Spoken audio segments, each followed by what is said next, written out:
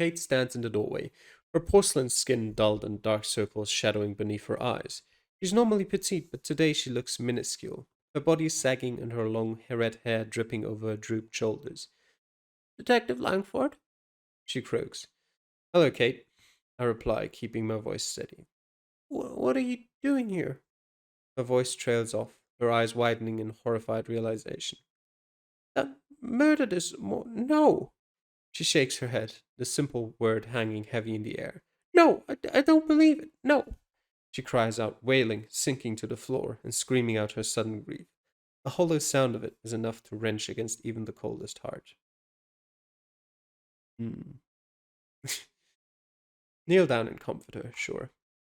I fall to my knees beside the hunched woman, wrapping my arms around her in an attempt to offer even the slightest bit of comfort. Oh, Kate, I'm so sorry. She doesn't reply, instead clinging to me and sobbing into my shoulder. You should move her inside, Ava says, apparently disapproving of my action. I frown deeply at her, shaking my head. She glances away, flash of guilt lining her face. We manage to help Kate into the living room. She slumps onto the sofa, staring blankly at the coffee table. The cream walls feel constricting. The happy smiles of Garrett in the photos dotted about the room seem to stare at me in accusation. I fidget on the plush sofa, trying to breathe in shallow breaths to avoid the disinfectant smell emanating from her home dental practice on the floor above. Ava stands near the window, staring out at the street beyond as though checking for anyone who might have followed. I'm beginning to get the feeling that working for whatever agency they work for has made her more than a little paranoid. A hushed quiet falls over us all, Kate's choked sob drawing my attention back to the room and the task ahead. I'm afraid I'm going to have to ask you some questions, I say, pulling my notepad from my belt. Kate nods, wrapping her shaking fingers around each other. I understand. Hmm. Where was Garrett supposed to be last night? I shift forward a little. I think, she frowns, taking a ragged breath. He was supposed to be staying with a friend, studying. Her lips suddenly tremble, whatever reply gone in heavy thought. He was such a good boy, you know that, Jules? Her words are lost in a wave of tears once again. I glance over my shoulder at Ava and lower my voice. I don't think we'll be able to get much out of her. She stares past me to Kate, the grieving mother still sobbing into a half shredded tissue. Ava thins her lips, then strides to stand behind the sofa Kate is on. She places her hand on her shoulder, stooping down slightly to meet her eye. Steady yourself, Kate, she says in a voice so calm I'm not surprised when Kate's crying relaxes. You need to answer the questions the detective asks. Then the oddest thing happens. Kate's whole demeanor shifts. Instead of the broken woman from a moment before, she sits straighter. There's an understanding smile on her pale face, now returning to some color. It's as though someone waved the magic wand and took the grief from her. She flicks her gaze to meet mine. I'm sorry, of course. Please ask your questions. I balk at the sudden change, eventually blinking out of my surprise to continue the questioning. Had he been acting out of character at all? No, not at all, she replies matter of factly. Was he having trouble with anyone? I ask, staring down at the page of my notepad in preparation. No, of course not, she says, her tone steady. He got on with everyone. That's all we need to know for now, Kate, I say, snapping my pad shut. Well, if you're certain, she asks, her brow creased in confusion. I try not to be perturbed by her sudden calmness, realizing everyone deals with grief differently. Still, it's kind of freaky. I stand from my place, clipping my pad back on my belt. All right, get in touch with us whenever you need to, or if you remember something. I'll send Tina around later to check on you. She might have more questions then. Thank you, she replies. Ava looks at me, gives a nod, then moves away from Kate, her hand sliding away from her shoulder. As soon as she steps a few feet away from the sofa, I frown, watching as Kate curls back in on herself. Her eyes mist over and a tear falls free. Whatever moment of clear thought she'd had is apparently drowned by grief once again. We leave the house and I swallow hard as I shut the door on the echoes of Kate's pained cries. Ava and I stand together for a moment, both staring in through the window to watch Kate curl onto the sofa and sob into her hands. I glance over at Ava, her jaw tight and a heavy pang of sympathy evident in her strained frown. But when she notices my attention, the expression quickly shifts into an unreadable one. She turns to head back to the car, reaching out for the door handle of the passenger side. I speed my steps to catch up. Hmm. What was that all about? I ask, trying to keep my voice hushed. Ava pauses, looking at me over the top of the car. What? I gesture back to the house. The way you got Kate to calm down, I've never seen anything like it. Her brow quirks up. You're more perceptive than I expected. I purse my lips, unsure whether to be complimented or offended by that statement. But it's merely training we're given at the agency, nothing more. Then she tugs on the door handle and slides inside the car without saying anything else. I get into the car after her, wondering if the drive back will be just as awkward as the drive here. The engine splutters to life as I turn the key, and I can't help but glance over at Ava for a moment.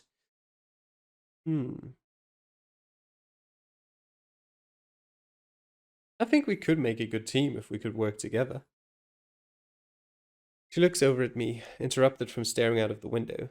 I can't really read her expression, her eyes hidden behind the sunglasses she's once again pushed onto her nose. We don't always have to be working against each other, I continue. She pulls off her glasses, hooking them over the collar of her t-shirt. Maybe. I raise my brows, figuring that's probably the most positive answer I could have gotten. Giving a small smile, I press my foot to the pedal and get us on our way. Back at the police station. Thankful to get away from the heavy thoughts of the scene with Kate, we head back to the station to meet the others. When we arrive, we find Nat waiting inside the foyer of the station. Did it go okay? She asks as soon as we push open the glass doors. Ava shrugs. As well as something of that nature could have gone. Nate offers a sympathetic frown to us both before we move further into the station and towards the basement lab. Down in the basement. Garrett Hayes lays spread on the cold, stark metal table, his already pale skin made white beneath the intense light hanging above. A simple cloth covers him. Only his head and shoulders show, along with the wound savagely torn across his neck. Now that it's fully exposed, I have a hard time not recoiling from the macabre sight, though I manage to steady myself. Images of the boy's heartbroken mother flash into my mind with the force of a tidal wave. The thoughts don't affect me much. I have to get on with the job. I brush away the memories without much issue, knowing that I have to focus on the task at hand. Verda swings around on a seat at the other end of the room, standing and coming towards us. He eyes Ava for a moment, his gaze shifting over to me with a brow raised. Another agent? He asks, and I try to ignore the long smile he throws my way. Uh, yep, another one. This is Commanding Agent Ava Dumortin. I gesture towards Ava, who stands next to me. I enjoyed meeting your colleague. Verda says, gesturing to Nat, who smiles. It's a pleasure to meet you too, Agent. Ava stiffens a little, as hesitant to shake Verda's hand as she'd been to take mine. Yes, she replies stiffly. Have you found anything yet? I ask, turning the focus back to the case. Verda glances at the boy, his face pinching into sympathy for a moment, then turns to retrieve a test tube. A long cotton swab rests inside, the bottom flecked with red. I haven't had time to do an autopsy yet, but I did find blood under his fingernails. Seems he managed to take away a bit of his killer. Ava frowns, lifting the sheet a little to examine the victim's arms laying limply on the table. I see no defensive marks. Although it's difficult to imagine a boy let the killer rip his throat out, Agent Dumertin is correct. What? No, that was Verda. Goddammit. Although it's difficult to imagine the boy let the killer rip his throat out, Agent Duvertin is correct. It doesn't look like Garrett put up much of a fight. Verda gives a solemn nod, continuing. I don't think the blood beneath his fingernails was defensive, or accidental. His fingertips have bruising on them, as though he grabbed onto something very tightly. His killer, I answer, to which Verda gives a shrug. That would be my guess. He swings around, placing down the test tube and picking up some glass slides. A distilled blob of blood stains each surface. What's even more interesting, though, is the blood matches what was discovered in the first victim. My eyes widen. What? I don't know who this boy was killed by or if the blood is from the same killer, but detective, if it is from a person, they should either be very ill or very dead. I sigh, not sure I can handle the amount of weirdness being piled onto this case. Verda places the slides down, turning back to faces. If it is the same killer, then this is a much different method. There was no blood transfusion. In fact, there was hardly any blood at all. We found minimal blood at the scene, I say, frowning as I try to think back. Most of it was on his clothing. Could the killer have tied him down like with the first victim? I don't think so. There's no evidence of it, not even marks of handprints. Hmm. Well, this killer is certainly keeping things interesting. My focus falls on the two agents standing either side of me, both stiff and unmoving. You've both been very quiet. Anything to add? Nat seems startled out of her thoughts, glancing between me and Verda. Was there saliva around the wound? Verda's brows shoot up. Yes, good guess. Ava's lips tighten into a thin line. Yes, it was, she says the words through gritted teeth, apparently disapproving of Nat's odd question. I guess you were thinking it might be an animal attack. I was thinking the same thing. Yet. Verda's words trail off. He seems to be lost in thought. Animals attack out of fear or need, He says finally. They don't intentionally inflict damage like this. It's as though whatever killed him made one wound to kill him, then ripped the throat out in spite. Plus, the lack of blood is strange for an animal attack. Placing a hand on his chin, he purses his full lips. We had a case like this in the city once. Some occult obsessed group decided consuming human blood would be a good idea, so they killed people in order to try it out. How did that end? Nat asks, passing a steady glance over to Ava. Most died of disease from one of the victims. It's how we eventually caught them. The reply seems to make the two agents relax a little. Verda suddenly whips around, grabbing up a sheet of paper. But getting back to our case, there's also the fact the boys' dopamine levels were all above normal range. Dopamine? Ava asks. Verda opens his mouth to respond, but Nat gets there first. It's a neurotransmitter, Nat explains. A chemical that tells the brain that whatever we're thinking of doing will bring pleasure, like a reward system. The room falls silent, and I stare at her for a long time, surprised at the easy way she relayed that piece of knowledge. You are quite right, Verda says finally. It's often thought of as a happy hormone. I stared down at Garrett once again. Do you think he was on drugs, or someone gave him drugs for the dopamine to be that high? Not that I can tell. Verda replies, placing down the paper and sighing heavily. I won't be able to confirm or know much of anything else until I get the test results back. The hospital's still giving you trouble? I ask. Verda nods, his lips thinning. I rub at the sides of my head, hoping to quell the headache beginning to form with all this new information. The cold of the room is really beginning to seep through my clothes, and I wrap my arms about myself to stave off the chill. I doubt there's much else we can learn until Verda's done the autopsy, I say, to which the doctor gives a nod of confirmation. Thanks for your help, Verda. Any time, detective. He replies, offering a smile with his words. After that, I head out of the room, once again followed by the two very quiet agents on either side of me. We head up the stairs to the warmer station above, and I can't help thinking how eerily it feels like passing from the underworld back into the land of the living. The station is pretty empty as usual. Only Douglas is here, sitting slouched in his chair at the front desk, eating. A sweet smell of muffins permeates the entire building. I try to ignore the pangs of hunger that tighten my stomach, only now realizing I haven't eaten since this morning. The group of us wind our way between the few open cubicles and towards my office, where I can already see Farah and Morgan inside. I take one step into the room before my attention snaps to the corner of my desk. It's covered in silver duct tape, though I can see chunks of wood splintered away, jutting out from under the tape. Do I even want to ask? Farah grins. How can you not want to ask?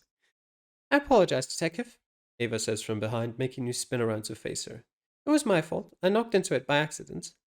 You knocked into it and managed to take a corner off? My arms drop back to my sides in surprise, and I can't help but wonder how big of a bruise she must have. Her lips twitch for a moment, even more so as Farah chuckles from the chair in front of the desk.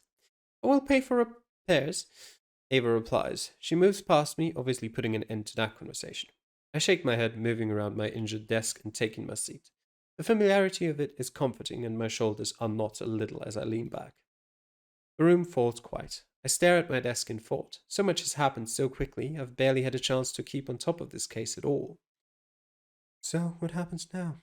Morgan asks from her place, still partly hidden by the filing cabinet. I'm amazed when they all turn to look at me for a response. How to proceed in this case has apparently fallen to me.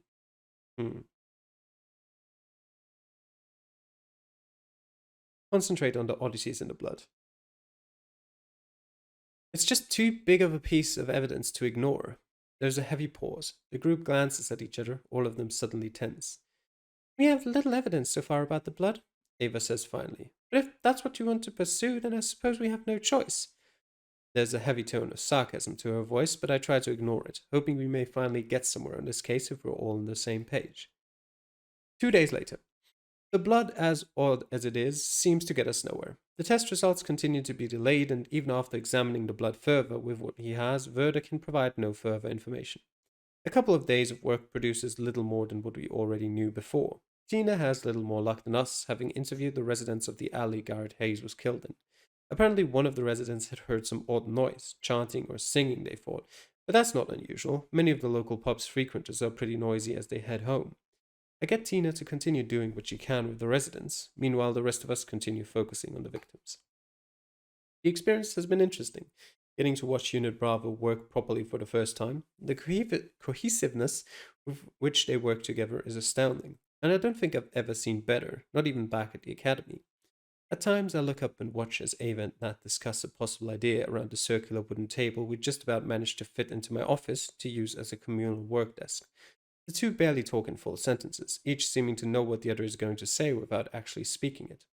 Farah tends to stick outside of the group, fetching things or suggesting outlandish ideas, which, in all fairness, the others do consider before dismissing. Even Morgan joins in, clarifying certain things about evidence or checking files for confirmation about ideas. For a long while, I keep mostly to myself, unsure of how to integrate into the obviously tight knit, well organized team, but today I find myself drawn into conversation.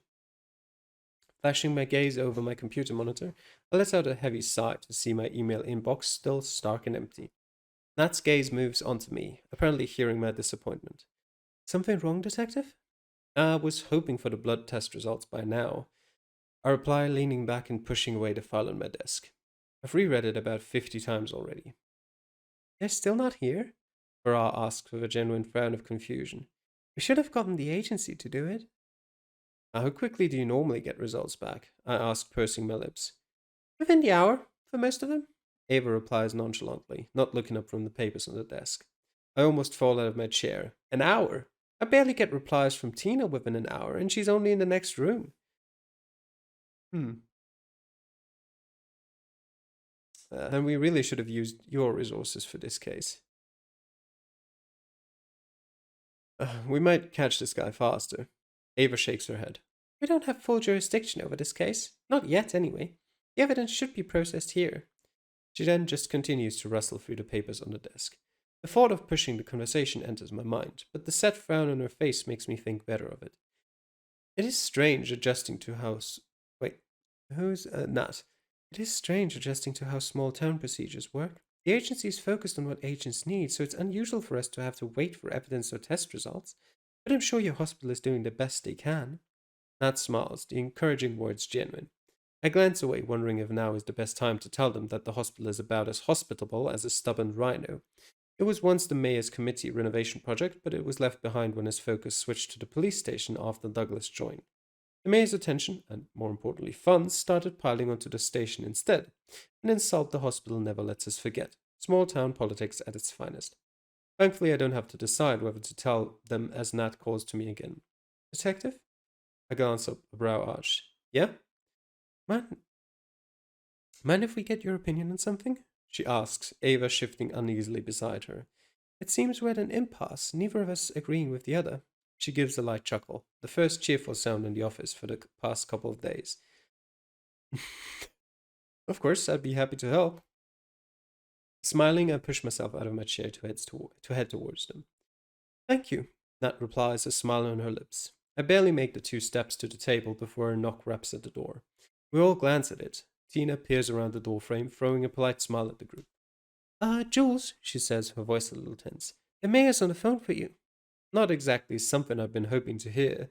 I take a deep breath and give a nod. Sorry, go on without me, I say to the group before following Tina out into the station and towards the front desk. The afternoon sun blares unobstructed through the glass windows that make up the walls of the station. I blink against the intense light. Afternoon? I didn't even realize. Apparently it's easy to lose track of time when you're desperate to find any new evidence in a pile full of useless information. Tina holds the phone out towards me, throwing me a sympathetic smile as she does. Dealing with the mayor is never exactly easy. All I can do is hope he's been golfing and it's put him in a good mood. or had one of those liquid lunches he enjoys so much. At least it's Douglas's day off. Don't think I could handle speaking to the mayor with his son listening to every word. I grasp the receiver, push it up to my ear, and say, Detective Lanford speaking. Keeping my tone professional as possible. Are you really a detective, Langford? He snarls down the phone in return. I don't believe a real detective would let the town work itself into such a frenzy of panic. I've barely been able to fend off the phone calls. I frowned, staring at the phone for a moment before placing it back to my ear. Panic? People didn't seem to disturb the past few days, as we've been. Well, maybe that was before the damn reporter decided to make a mockery of your investigation. My hand clamps around the phone tighter. What? Tina, apparently hearing every delightful word the mayor has spoken through the phone, slides the local, and only, newspaper in town, the Wayhaven Press, along the desk in front of me. Bold black words sit stark against the white paper on the front page. My stomach sinks as I read. Police baffled by blood and murders, the headline reads. Can they protect us if they don't know what's happening? Killer remains at large while they fumble. Read more inside. Violence says written by Roberto Marx. People actually read this stuff? Lap it up, the mayor replies, his voice still sharp and loud enough to make me yank the receiver away from my ear. Balancing the phone beneath my chin, I punch the paper into a bowl and chuck it into the bin. Look, I'll deal with Bobby. I will be dealing with that so-called reporter, he interrupts. You will be out patrolling tonight and showing the town you're on top of this. I don't think me patrolling is going to help this investigation along. Well, too bad, detective, he snorts like a bull about to charge. Agent Langford said you were up for this case, and if you're not, I will be passing it on to her more capable hands. As you command, my lord. Sarcasm is on the edge of biting, but I don't care in this moment. He slams down the phone so hard I flinch at the sound. I eventually place my phone back too. I slouch forward on the counter and let out a groan. How did Bobby even get the information? I saw Doug chatting to her yesterday, Tina replies. I stiffen my eyes wide. Are you kidding me? The mayor just chewed me out over something his own son let happen? She shrugs, a small smile playing on her pink lips. I'm guessing that's why he wanted to deal with Bobby himself. I groan again. I'd offer to patrol with you tonight, like old times, Tina says, shifting back onto the tall stool behind the front desk with little issue. But I'm stuck on desk duty all night. All right, I reply, forcing myself up and dragging my fingers over my hair. I think I'll probably have enough backup. We both turn to stare into my office, where Unit Bravo is still deep in the investigation. If I've got to forego sleep to go on patrol, then they certainly aren't getting out of it. Tina grins. Now you're just trying to make me jealous. I shake my head and step away. She places a hand on mine to make me pause. You'll find the killer, don't worry. Everyone in the station has complete faith in you. Just nod in reply. Unsure of what to say in reply to the offered statement, I simply give a nod.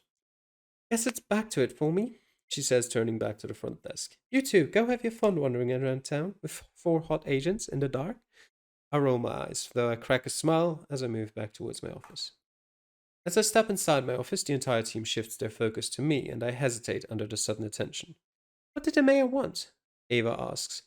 To let me know that I'll be going on patrol tonight, I reply, slumping into my chair. The strain of the day presses on my shoulders, an ache settling down my back, but I force myself forwards. Patrol? Farah asks, leaning forwards and resting her hands on my desk. Like walking around town?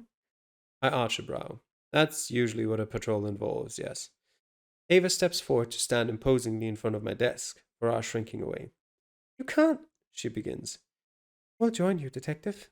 Nat interrupts quickly, laying a hand on Ava's shoulder. 5 sets of eyes are going to be better than 1. Ava rolls her lips together before spinning away and moving to stare out of the window. Thank you, I appreciate the help. That was easier than expected. Nat settles into the chair once again. It is what we're here for, detective. You might as well put us to use. A lot of good a patrol's gonna do. Morgan scoffs from her corner, the words framed by curls of cigarette smoke. Oh, I don't know, Farah says to Morgan, slouching back into the chair. It's been a while since I've been put on a hunt. Morgan pulls the cigarette out between tight lips. Who will be hunting who? And with that not at all terrifying question hanging around us, we all decide to meet up later that evening in the center of town for the patrol. Next chapter.